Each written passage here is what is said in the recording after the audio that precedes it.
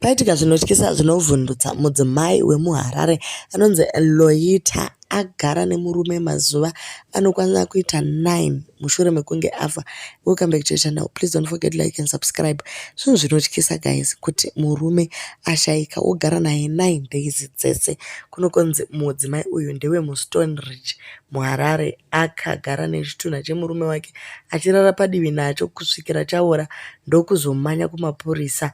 Mutumbi waakutobuda honye vedu weka. Depression is real.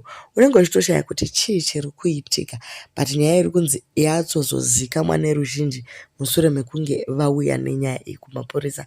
Baba ava vanonzi chaEliwanzi Charindapanze ndo vakashaika vachinge varwara nguva refu. Saka pamwe pacho unoshaya kuti maybe yanga iri nyaya yekuti varwara nguva refu here, mudzimai haachazivi kuti vakarara kana kuti it's part of the illness kana kuti ndo kutofa kwacho.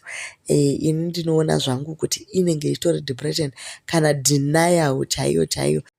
Vamwewo vashamisika nenyaya iyi vakati aiwa, zvinhu zvinoitika kana ukafirwa unenge une kumwe kufunga kuti Mwari vachaita chishamiso vakamutsa chitunha. Zviriko ka izvi? Vamwewo ndo vari kuti yaitova denial iyi. Vamwewo ndo vari kuti mudunhu ravanogara iroro mai vanozikamo kuti pfungwa dzavo dzinotomborasika zvachose. Saka nyaya dzacho dzakasangana. Haugoni kuziva kuti what was the major reason yekugara nemunhu akafira mumba usingainfomi malocal authorities. Tobva tambofunga kanyaya iya yeava vanonzi ananiko vana grant imika nyaya dzacho. Vamwewo vari kuti ndo panotangira urombwa ipapo. Vamwe ndo vanotiwo zvakare unenge waenda kumachechi aya ukandoudzwa kuti aiwa ukagara naye uchiita muteuro wakati munhu achamuka. Asi anyway, at least vazowana rubatsiro ndokuzobvisirwa mutumbi pamba pavo.